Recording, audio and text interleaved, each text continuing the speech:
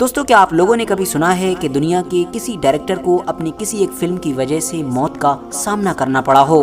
اگر آپ لوگوں نے نہیں سنا ہے تو ان کو دیکھیے۔ ان کا نام ہے فراج اللہ سلاشور۔ یہ ایران کے ایک حد سے زیادہ مشہور ڈائریکٹر ہیں، بلکہ یہ کہیے کہ یہ مشہور ڈائریکٹر ہوا کرتے تھے، کیونکہ سن 2016 میں ہی ان کی موت ہو چکی ہے۔ مگر حیرانی کی بات یہ ہے کہ آج تک ایران کے زیادہ تر لوگوں کا یہی ماننا ہے کہ فراج اللہ سلاشور کی جو 2016 میں موت ہوئی تھی وہ دراصل کوئی عام موت نہیں تھی، بلکہ وہ ایک طرح کا قتل تھا۔ یعنی ایران کے عام لوگ یہ مانتے ہیں کہ ان کو خفیہ طور پر دنیا کی بڑی طاقتوں نے قتل کروا دیا تھا، اور یہ قتل بھی کسی اور وجہ سے نہیں بلکہ صرف اور صرف اس فلم کی وجہ سے کروایا گیا تھا کہ جس فلم پر اس وقت فراج اللہ سلاشور بڑی محنت کے ساتھ کام کر رہے تھے اور بہت جلد ہی اس کو پوری دنیا میں ریلیز کرنے والے تھے۔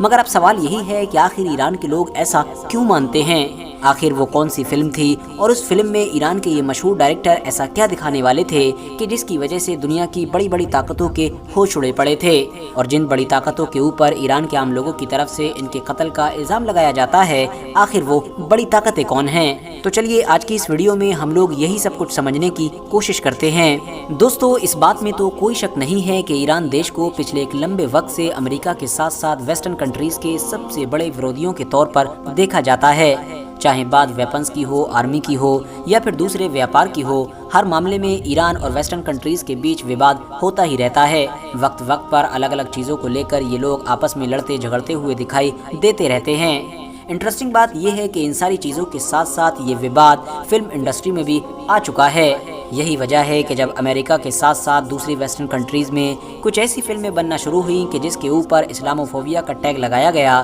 یعنی جن کے بارے میں اینٹی مسلم ہونے کا دعویٰ کیا گیا اور یہ کہا گیا کہ یہ فلمیں مسلم ورودی ہیں، تو اس معاملے میں بھی اب ایران نے مورچہ سنبھالنے کا فیصلہ کیا۔ یعنی ایران نے ویسٹرن کنٹریز کی طرف سے دوسری آنے والی چیزوں کی طرح بالکل اس چیز کو بھی ایک چیلنج کے طور پر لینا شروع کیا، اور اس کا توڑ ڈھونڈنے کے لیے اس نے اپنی طرف سے بہت ساری فلمیں بنانا شروع کی، کیونکہ ایران کا یہ ماننا تھا کہ ویسٹرن کنٹریز اس طرح کی فلمیں بنا کر دراصل مسلم نوجوانوں کے مائنڈ کو ڈائیورٹ کرنے کی کوشش کر رہے ہیں، اور اگر ہم چاہتے ہیں کہ ہم کسی طرح سے اس مشکل سے بچ سکیں تو اس کا علاج یہی ہے کہ ہم ان کے ہتھیار سے انہی کے اوپر وار کریں، یعنی جس چیز سے وہ ہم پر وار کر رہے ہیں ہم بھی اس کا توڑ اسی ہتھیار سے نکالیں۔ اسی لیے ایران نے ویسٹرن کنٹریز کو اس فیلڈ میں کاؤنٹر کرنے کے لیے نئی نئی فلمیں بنانے کا سلسلہ شروع کیا، اور اس فیلڈ میں ایران نے جس انسان کو اپنا سب سے بڑا کھلاڑی چنا تھا وہ کوئی اور نہیں بلکہ وہی ڈائریکٹر تھے کہ جن کا نام میں آپ لوگوں کو شروع میں ہی بتا چکا ہوں، یعنی کہ فراج اللہ سلاشور۔ ورتھ نوٹسنگ بات یہ ہے کہ اگر آپ لوگ ان ڈائریکٹر کے کریئر پر نظر ڈالیں گے تو آپ کو پتہ چلے گا کہ فراج اللہ سلاشور نے لگ بھگ اپنی پوری ہی زندگی میں صرف اور صرف مسلم ہسٹری سے ریلیٹڈ ہی موویز بنائی ہیں، اور وہ موویز بھی کوئی چھوٹی موٹی نہیں بنا کرتی تھیں بلکہ بڑے بڑے بجٹ کے ساتھ بنائی جاتی تھیں۔ پروفیٹ جوزیف یعنی کہ حضرت یوسف علیہ السلام پر بننے والی سیریز اور دا مین آف اینجلز یعنی کہ اصحاب کہف پر بننے والی سیریز، یہ دونوں ہی ایسی سیریز ہیں کہ جن کو فراج اللہ سلاشور نے ہی بنایا تھا، اور یہ دونوں ہی سیریز پوری کی پوری دنیا میں حد سے زیادہ ہٹ ثابت ہوئی تھیں۔ شاید ہی آج کے دور میں کوئی انسان ایسا ہوگا کہ جو ان کے بارے میں نہیں جانتا ہوگا، اور یہی وہ لمحہ تھا کہ جب نہ صرف فراج اللہ سلاشور نام کے ان ڈائریکٹر کو پوری ہی دنیا میں ایک نئی پہچان ملی تھی بلکہ ساتھ ہی ساتھ لوگوں کو یہ احساس بھی ہو گیا تھا کہ ایران جس طرح کے دعوے کرتے آیا ہے، یعنی جس طرح کی باتیں کرتا آیا ہے، وہ دراصل صرف باتیں نہیں تھیں بلکہ ایران تو سچ مچ بالکل سیریس ہو کر اس میٹر پر کام کر رہا ہے، اور وہ اس طرح کی موویز لگاتار بنا رہا ہے اور آگے بھی بناتا رہے گا۔ مگر دوستو، پھر 27 فروری سن 2016 میں فراج اللہ سلاشور کی موت ہو گئی، اور موت کی جو وجہ بتائی گئی تھی ڈاکٹرز کی طرف سے وہ دراصل لنگ کینسر تھا۔ شروع میں تو ان کی موت کو ایز اے نارمل لیا گیا تھا اور لوگوں نے دوسری موتوں کی طرح ان کے اوپر کوئی خاص دھیان نہیں دیا، مگر حیرانی اس وقت ہوئی کہ جب وفات کے کچھ دنوں کے بعد اچانک سے ایران کی کچھ رپورٹس میں اور ایران کے کچھ عام لوگوں نے اس طرح کا دعویٰ کرنا شروع کر دیا کہ دراصل یہ جو ڈائریکٹر کی موت ہوئی تھی یعنی کہ فراج اللہ سلاشور کی،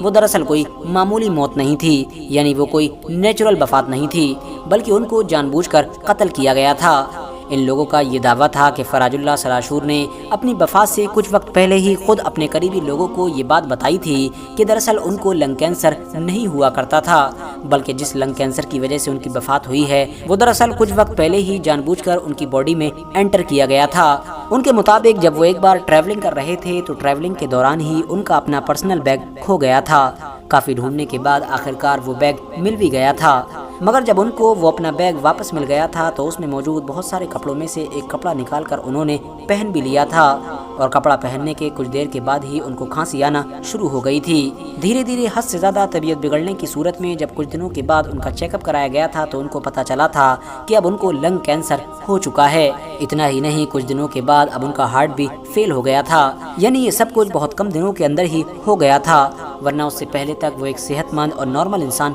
हुआ करते थे। फिलहाल इसी कैंसर और हार्ट फेल की वजह से बाद में उनकी मौत भी हो गई थी। मगर अब सवाल तो ये भी है कि आखिर ईरान के लोग इस तरह का दावा कर क्यों रहे हैं? आखिर कोई एक डायरेक्टर को क्यों मारना चाहेगा? तो इसके पीछे ईरान के लोगों का तर्क ये है कि दरअसल जिस वक्त उनकी मौत हुई थी उस वक्त वो एक बहुत बड़े प्रोजेक्ट पर काम कर रहे थे। एक ऐसी सीरीज बना रहे थे कि जो दरअसल हजरत मूसा अलैहिस्सलाम के दौर से जुड़ी हुई थी, यानी कि कौम बनी इसराइल के ऊपर प्रोजेक्ट तैयार हो रहा था। आपकी नॉलेज के लिए बताता चलूं कि कौम बनी इसराइल वही है कि जिनको आज के दौर में हम लोग यहूदी के नाम से जानते हैं। यानी आज के यहूदी ये दावा करते हैं कि हम ही बनी इसराइल नाम की वो कौम हैं कि जिनकी कौम में न सिर्फ बहुत सारे पैगंबर पैदा हुए हैं बल्कि इनका नाम कुरान, तौरात और इंजील जैसी सभी धार्मिक किताबों में भी मौजूद है।